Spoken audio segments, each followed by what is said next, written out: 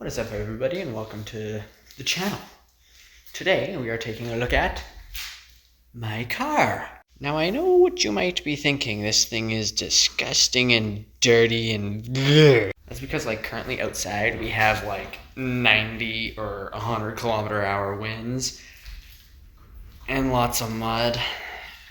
Roads are just dirt. But today I was thinking about going over all the mods I have done to this car since I bought it. And since I didn't have a channel at the time, I didn't have a way to show them. In this video, it's just gonna be what I have. I'm gonna make separate videos for each part on how I did it and the best way to do it. But without further ado, let's get started. So we'll go in order. Starting first, the first thing I did to this car was take off the factory spoiler. Now I know what you might be thinking. It's not authentic TRD. It's a knockoff brand. You can probably hear all the wind outside, whatever. It's knockoff. Part of me kind of likes how this is, the opening to this is not here, and it's actually tucked under here. The one problem with that, though, which I think had happened on this side, I might have fixed it. No, it's still bad. It kind of dangles right here a little bit. Right there. And it's a little annoying. You notice it every once in a while. But it keeps the side of the spoiler looking way cleaner. Which, in my personal, professional opinion, I like way more. The second thing.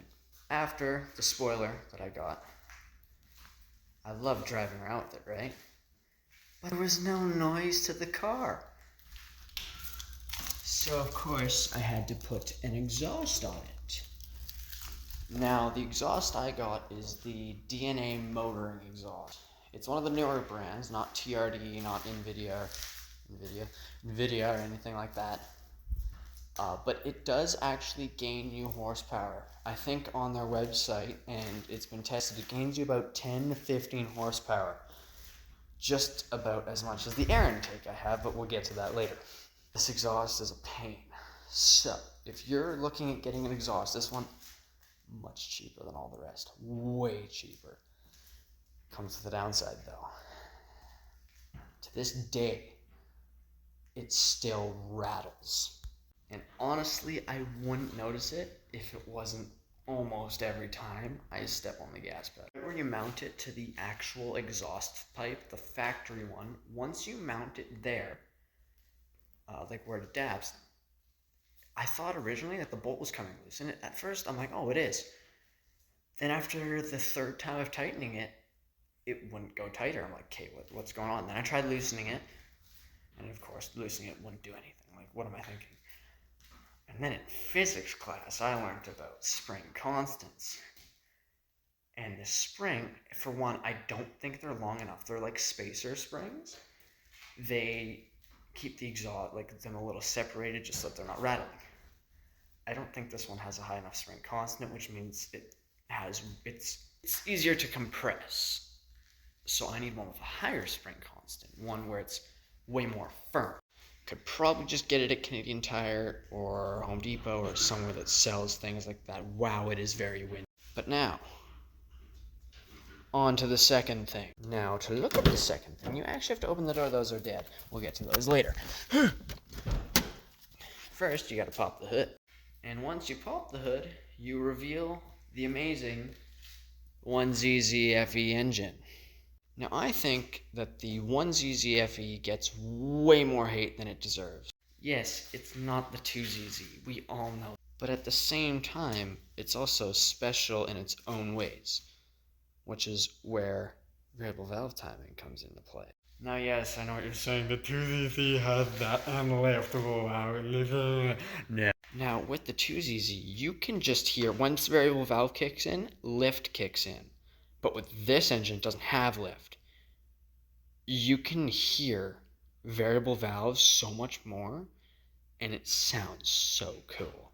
Anyways, the engine is not what we're looking at.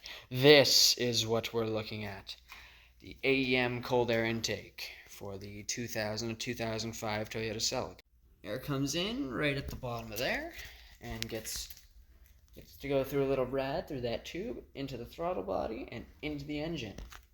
Now, this one here is not for a 1ZZ. It's actually for a 2ZZ. But there's no problem with it. It is literally the exact same. Now, if you try to go reverse for the one that's for the 2ZZ instead of the one that's for the 1ZZ, that's where you'll run into problems. That's because the one for the 1ZZ goes in a straight line and runs right up against this and comes down. This is the one for the 2ZZ. It actually has a slight curve right here, and it's not straight. You can see by the bend in this, it is not straight, which is why I had this stupid water hose or whatever they had for the ECU off. Who the hell? What? Why water hose? Really? Why? Like it's literally just a water slide for water. There's no point.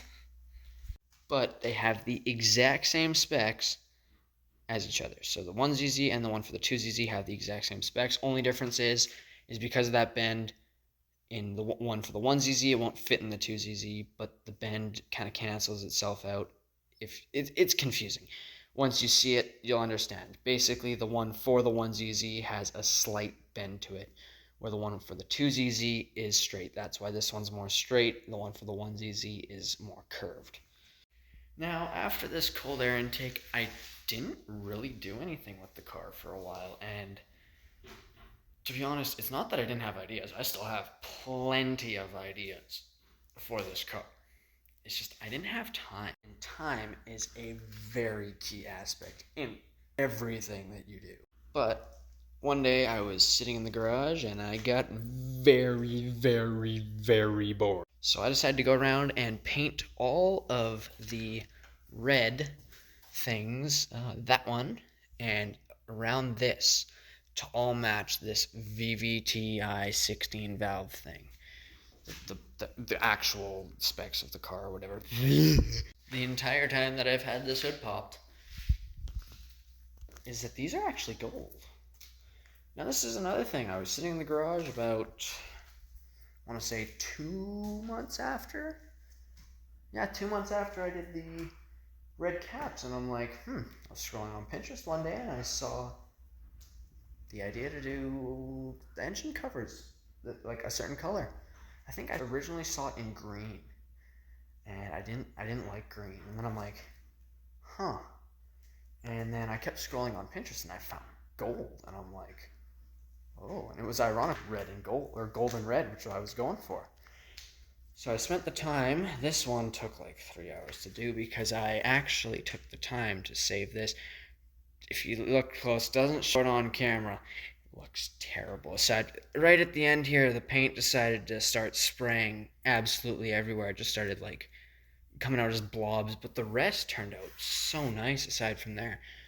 And I'm gonna probably end up redoing this or just getting a new one.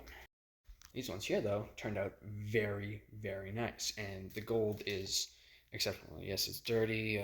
I know how that happens. Not going to go into it. Then, time for arguably my favorite mod. This entire car, because you see it every day. And yes, you probably saw this one when I was doing my yapping. It's a steering wheel. Now, if you're looking for safety, these are definitely not what you want. And the answer is why? Well, if you look at this steering wheel, where the hell is the airbag? There is no airbag. But I mean, why do you want an airbag when it sounds like this? Now back to the question. What am I doing next? To be honest, I don't really have a set plan aside from those rims. I have a few ideas of things I'm going to do. First one, my catalytic converters are completely dead. I have, if you've ever seen any of my videos, a check engine light. It has nothing to do with the engine. Well, I mean, catalytic converters, connection. Anyways, both of them have to be cut off. Now, I have two options. I could either just cut those areas off, or I could make a completely new exhaust, like just by myself, while leaving it linkable to my other one. But aside from that, really, rims and everything, I happened to purchase a full, and by full I mean full, TRD body kit. Side skirts, rear diffuser, front bumper. Working on the front bumper part, but you know we're gonna get there. Anyways, I don't think they make a TRD front bumper, or they make the bumper, not a front lip. Probably gonna go with the G-Ready front lip, or Greddy, G-Ready, I don't even know. One of those. I'm gonna go with one of those. Probably the Greddy one. Don't really want a whole new front bumper yet. But yeah, I mean, my end goal, we'll talk about in the next video, because we have run out of time. Because it's getting cold in here. But no, so those are all the mods that I've done. Not by myself, I've had help. I'm not that smart. But one quick good look at what this car looks like. And I'm gonna be honest. When I first saw it in the pictures, I was like, I don't know if that car knows what it wants to be. And the answer is, it doesn't. It doesn't know if it wants to be a hatchback, a sports car, a Honda Civic. Doesn't know. But it is my car. And I have, over time, gained more love for this car, and to the point where after a month of owning it, I fell in love with it. That sounds weird. But no, I gained an emotional attachment to this car. And if anything ever happened to it, I would cry. Like, it's no Lamborghini, it's no Ferrari, although I don't really like Lamborghinis or Ferraris. But it's not an expensive car. But it's expensive to me, and that's all that matters. I feel my heart beating for this car. No, I'm kidding. But yes, that is the end of this video. Thank you for watching if you watched this far. There's way more to come. Gonna start making videos on it. Because that's the fun in it, isn't it? I'll catch you in the next one.